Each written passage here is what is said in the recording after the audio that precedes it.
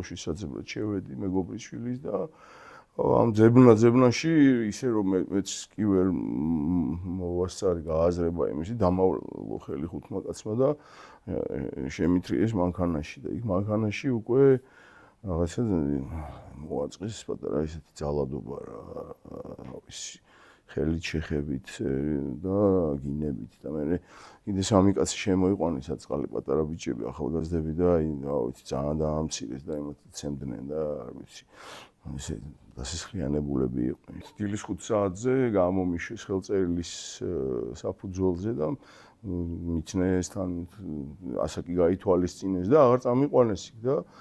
წამოვედი ფეხით იქიდან დილის 5 საათზე აეროპორტის ტრასიდან წარმოიდგინე მოვედი აქამდე ფეხით არ გამიჩერა მანქანებმა ისედაც ცოტა მანქანა დადიოდა და